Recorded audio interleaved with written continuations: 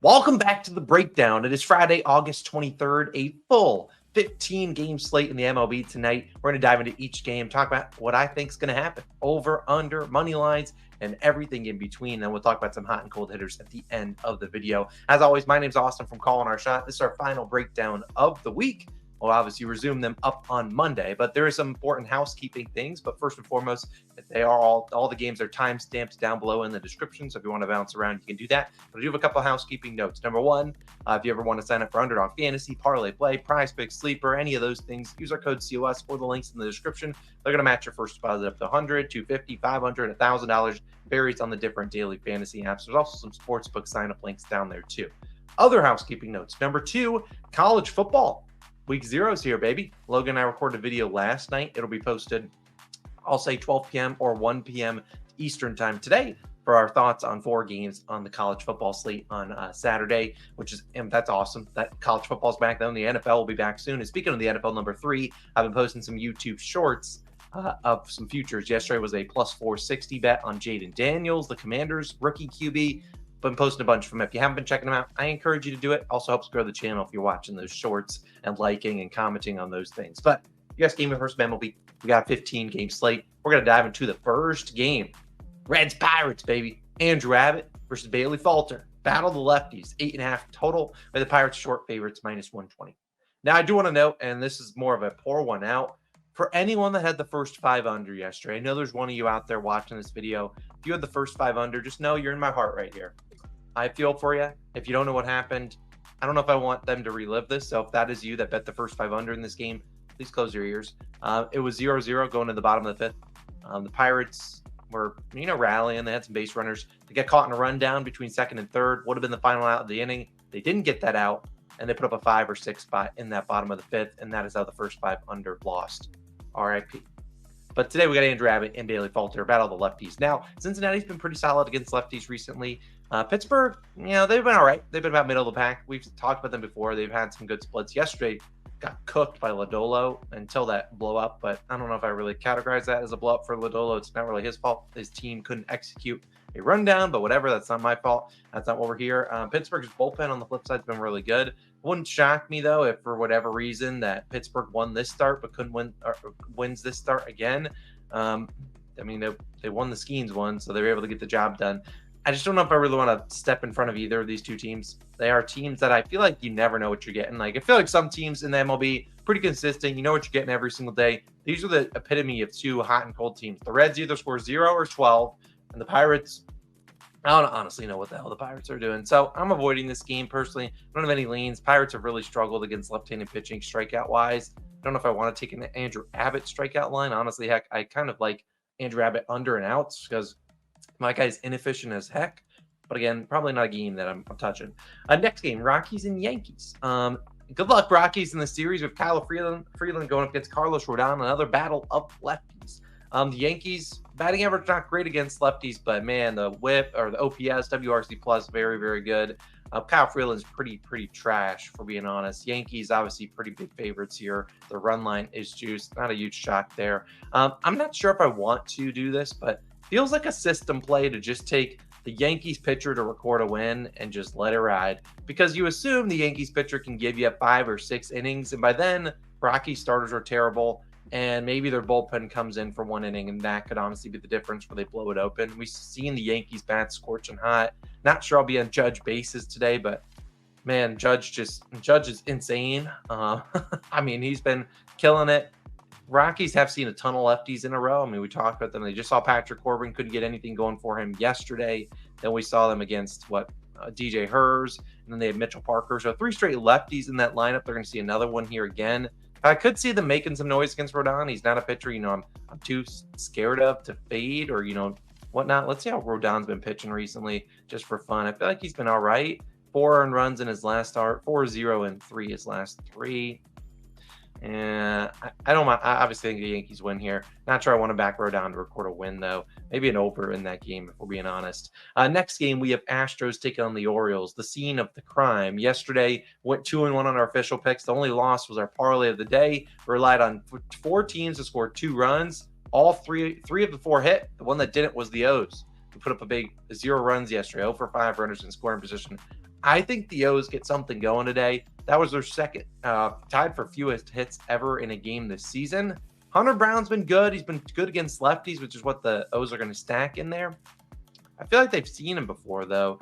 And so Hunter Brown's just, I don't trust Cade Povich either, if I'm being honest. Hunter Brown, has he faced Baltimore before? He has not this year faced Baltimore. What about in years past? Baltimore. He did face Baltimore last year around this time, September 19th, gave up 7 earned runs. Faced him August 10th of last year, gave up 5 earned runs.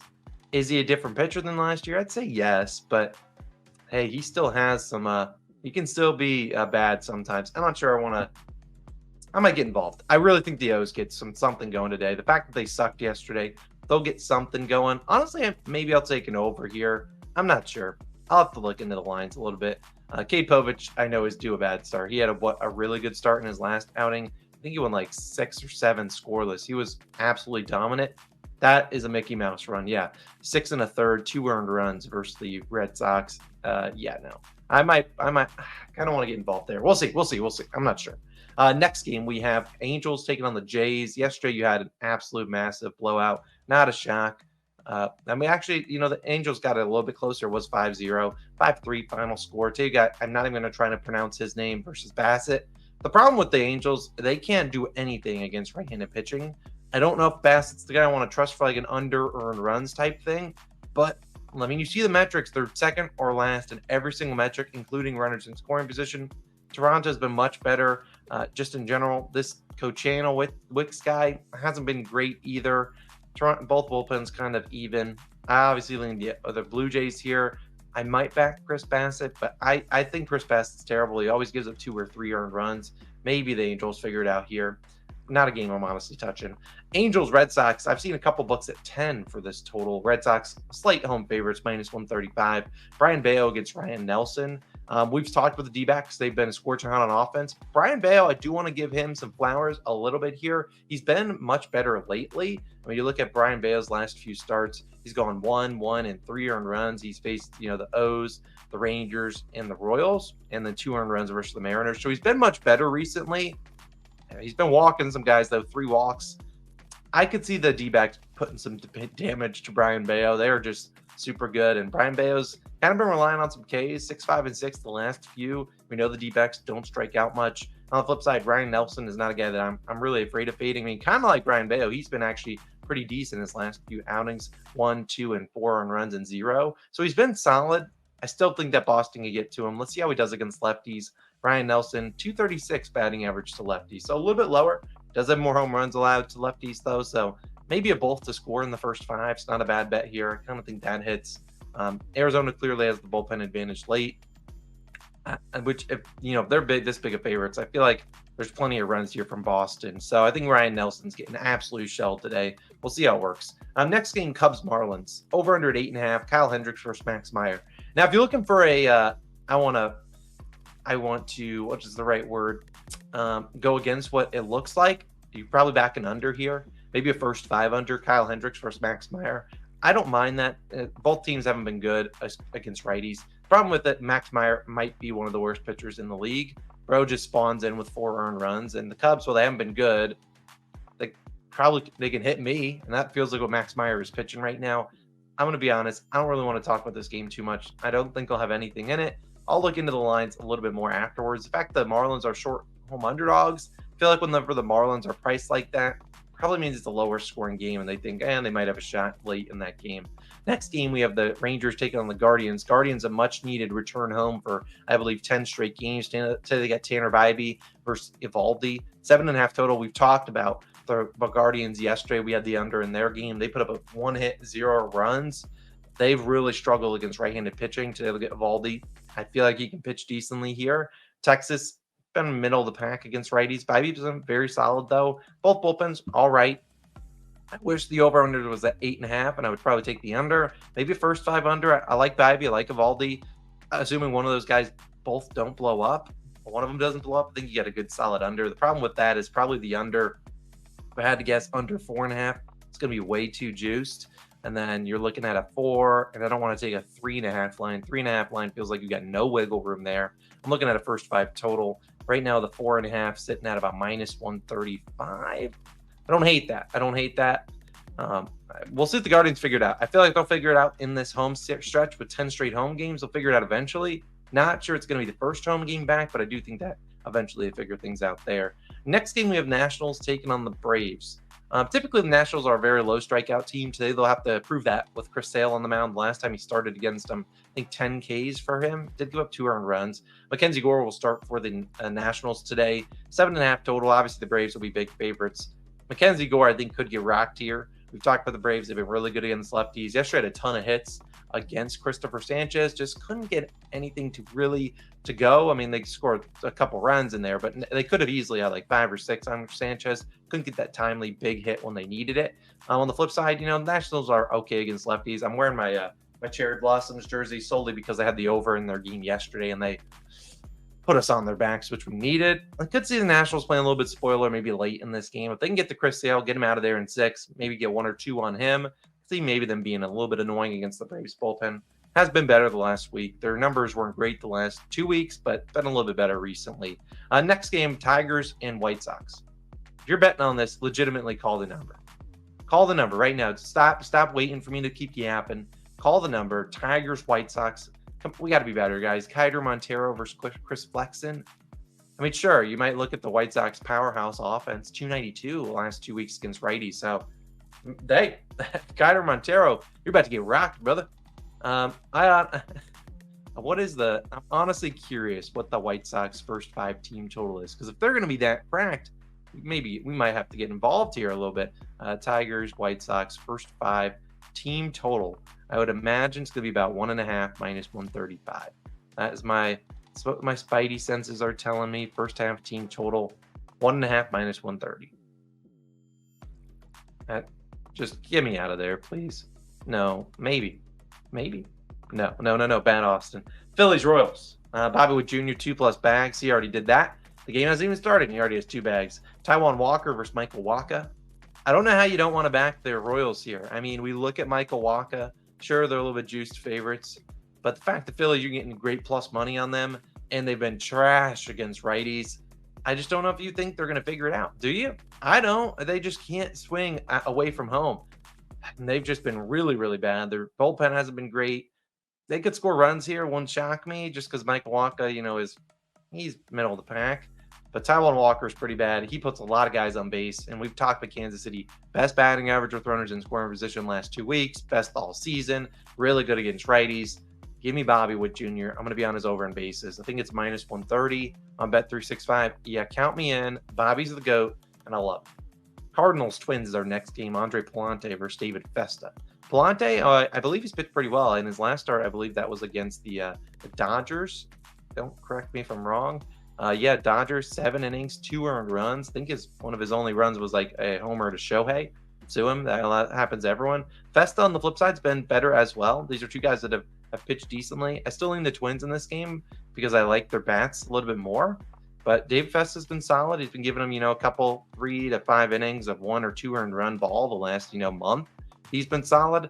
On the flip side, Palante, he's, been good too. He does tend to, struggle a little bit more to righties, which I think is fine here. He doesn't give up a lot of home runs, which I feel is how the Twins score. Maybe not a terrible under spot here. Like I said, Palante, he's been better on the road, which is weird. I might look at a first 5 under in this one. I see, obviously the Twins are good. Coming back home here, had the day off. I could see Palante pitching well. I mean, he's been good against lefties, and I feel like when the Twins put up a lot of runs, it's against lefties, and he's also limited the home runs. Only 6 home runs allowed and 303 ABs. I mean, 6 home runs in 79 innings. Like, I feel like if you're going to limit those, you can maybe limit the hard contact. You can probably have a pretty good outing against the Twins. So I'm going to look at a first 5 under in this spot. Don't quote me on it. I'm going to take a peek at that, look into a little bit more things. First 5 under, though, would be kind of where I'm looking at. Next game, Brewers and Athletics. I like the Brewers here. They haven't been good against lefties, which is my only concern. So I honestly, I race to 6 neither in this spot. Might not be a terrible spot. JP Sears is okay.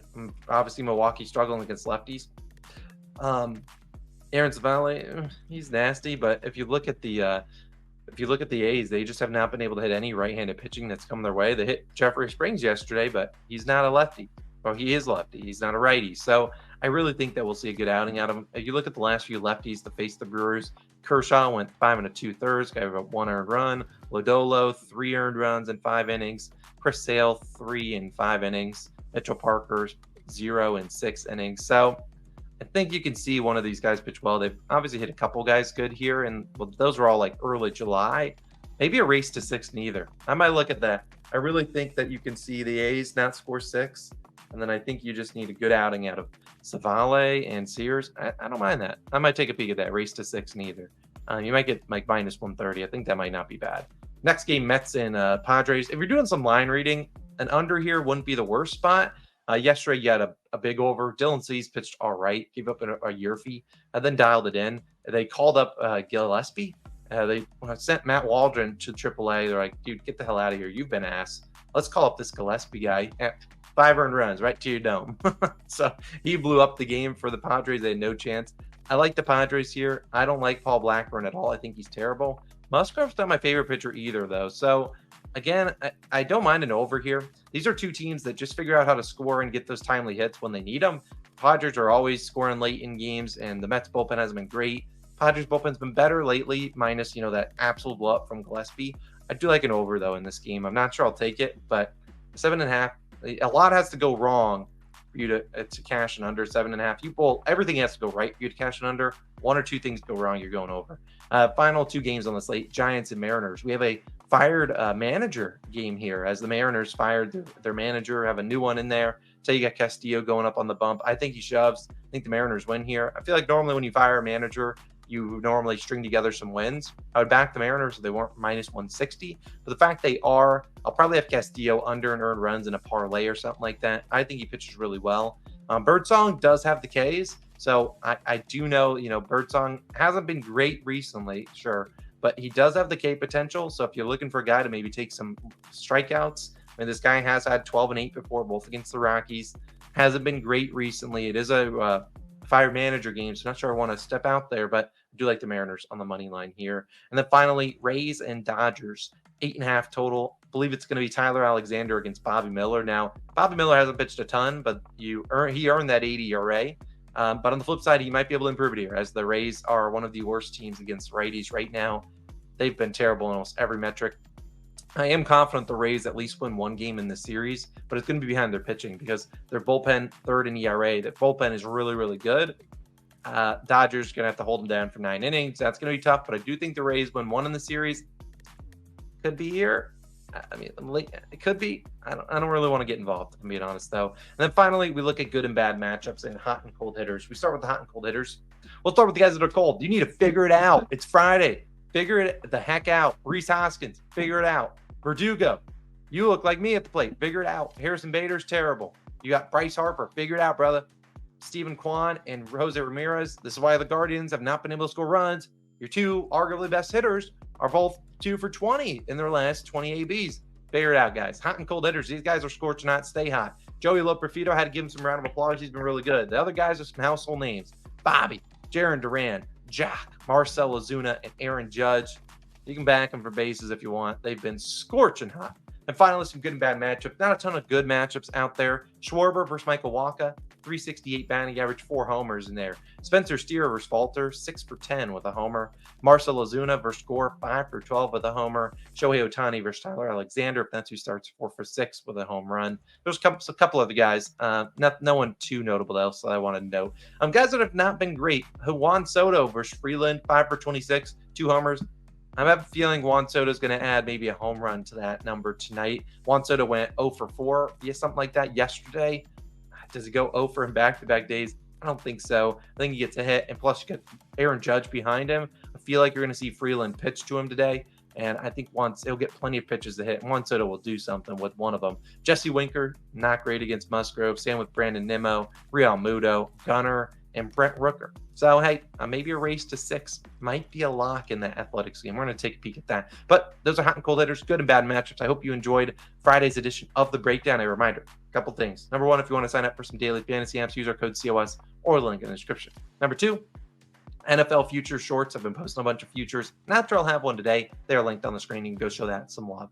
And number 4 or something like that, I don't know how to count. College football videos should be live around 1 p.m. Eastern time today. Go check it out. We'll talk about 4 games, and hopefully you like the format of those videos. It's going to be very similar to the breakdown. We're going to give out some more picks and stuff like that. But it's Austin. I'm signing out. Hope you have a wonderful Friday, and our best bets video will be live in a little bit, going for a 5th straight winning day. I'll see you in that video, and I'll see you in the next one on Monday when we should have a new addition to the videos, a little K percentage stuff. I don't know. Have a great Friday. Have a great weekend. See you guys back on Monday, and obviously you'll see me in the other best bets videos, which we do on Saturday and Sunday. See you then. Peace.